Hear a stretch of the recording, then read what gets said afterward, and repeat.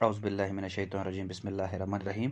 Hello, I am Dr. Shaukat and today in this lecture we will discuss about the Chief Minister and its powers. So आज हम discuss करते हैं state के दूसरे executive को। पहला एग्जीक्यूटिव हमने कंप्लीट किया, गवर्नर, उसके पावर्स। आज हम दूसरे एग्जीक्यूटिव को डिस्कस कर रहे हैं, that is the chief minister. हम जो यूनिट डिस्कस कर रहे हैं that is the parliament system of government. Parliament system of government के अंदर कंट्री का हेड जो होता है वो प्रेसिडेंट होता है और गवर्नमेंट का हेड जो होता है वो प्राइम मिनिस्टर होता है। सिमिलरली स्टेट के अंदर जो स्टेट का हेड होगा वो गवर्नर होगा और गवर्नमेंट का जो हेड होगा वो होगा चीफ मिनिस्टर।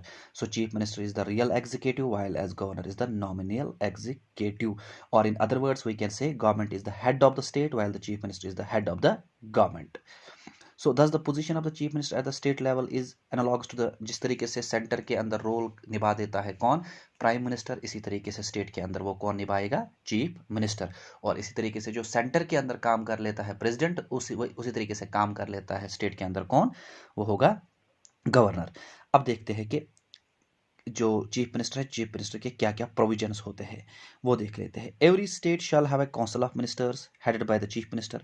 हर एक स्टेट जो होगी उनके पास काउंसिल ऑफ मिनिस्टर होगा। काउंसिल ऑफ मिनिस्टर मैंने आपको समझाया था किस चीज़ को कहते हैं, और काउंसिल ऑफ मिनिस्टर का जो हेड होगा वो होगा चीफ मिनिस्टर। और ये तो पहला फंक्शन है कि हर एक स्टेट के अंदर एक चीफ मिनिस्टर होना चाहिए और उनका हेड एक चीफ मिनिस्टर होना चाहिए, और चीफ मिनिस्टर हेड रहेगा किसका, काउंसिल ऑफ मिनिस्टर का। वो जो चीफ मिनिस्टर होगा वो एड एंड एडवाइस करेगा गवर्नर को in exercise of his powers and functions. यानी गवर्नर जो काम करेगा उसको जो अपने पावर्स एंड फंक्शंस का इस्तेमाल करेगा वो कर सकता है, लेकिन after taking the information from the chief minister. Chief minister जो होता है उसको अपॉइंट कर लेता है गवर्नर। जो बाकी मिनिस्टर्स होते हैं स्टेट के अंदर उनको भी अपॉइंट कर लेता है governor, but on the advice of the chief minister. ये याद रखिएगा। उसके बाद जो मिनिस्टर्स होते हैं वो अपने ऑफिस को होल्ड कर सकते हैं during the pleasure of the governor. During the usually 5 साल होते हैं, लेकिन during the pleasure of the governor. और इसी तरीके से the council of ministers shall be collectively responsible to the state legislature. So council of ministers जो होते हैं स्टेट लेजिस्लेचर से ही निकल के आ जाता है काउंसिल ऑफ मिनिस्टर्स। सो वो रेस्पॉन्सिबल होंगे किसके, लेजिस्लेटिव असेंबली के। ये याद रखिएगा। So the governor shall administer the oath of the office and secretary to the minister. So अब इनको जो ओथ उठाना होगा मिनिस्टर्स को, चीफ मिनिस्टर को, इनको कौन दिला देगा, वो होगा गवर्नर। उसके बाद अगर कोई मिनिस्टर जो है who is not a member of the state legislature, वो स्टेट लेजिस्लेचर का मेंबर नहीं है, उसके बाद उसको मिनिस्टर बनाया दिया जाता है, तो उसको अपनी मेजॉरिटी प्रूव करनी होगी विद इन द 6 मंथ्स।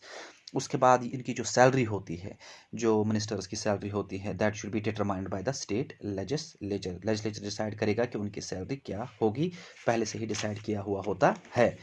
उसके बाद ये बात याद रखिएगा, हमारे पास एक अमेंडमेंट है जिसको हम कहते हैं 91st अमेंडमेंट। ये कब बना था, 2003 में। इसमें कुछ प्रोविजन है वो देख लीजिए। The total number of ministry including the chief minister in the council of ministers in a state shall not exceed 15% of total strength of legislative assembly. यानी जब हमें स्टेट लेजिस्लेटिव असेंबली से काउंसिल ऑफ मिनिस्टर बनाना होगा उससे हमें 15% निकालने होंगे। That should not be more than the 15%। But the number of ministers including the chief minister in the state shall not less than 12।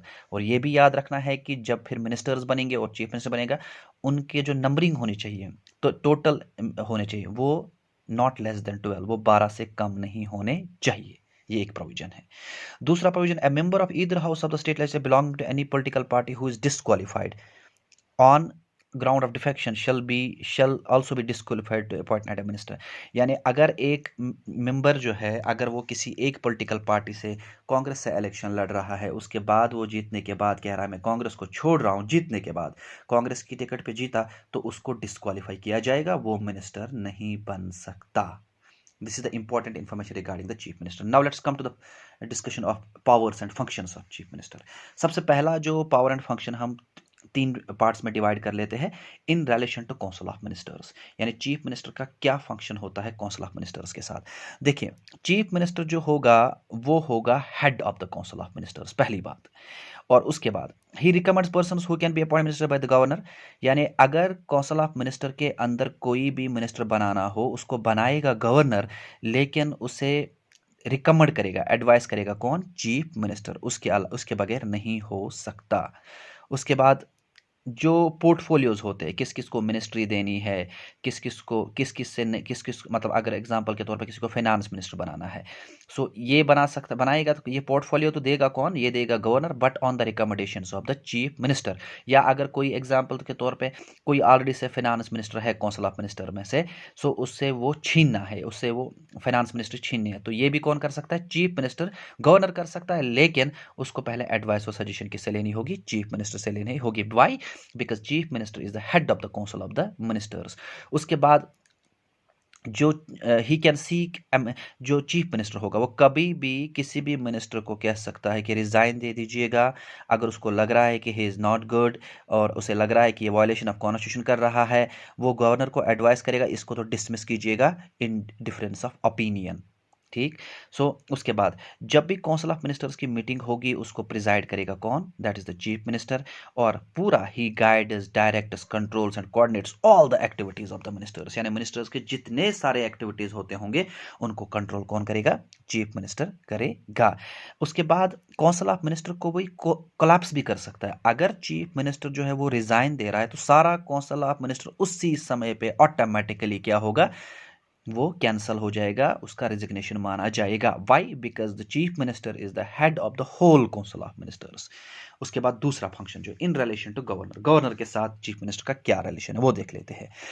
इसको हम कहते हैं principal channel of communication between the governor and the council of ministers. यानी council of minister जो काम करते रहते हैं, डिसीजंस लेते रहते हैं, उन डिसीजंस को कहाँ तक पहुंचाना, गवर्नर तक पहुंचाना, ये कौन बना देता है, the bridge between the council of minister and the governor is the chief minister under article 167 of the Indian constitution.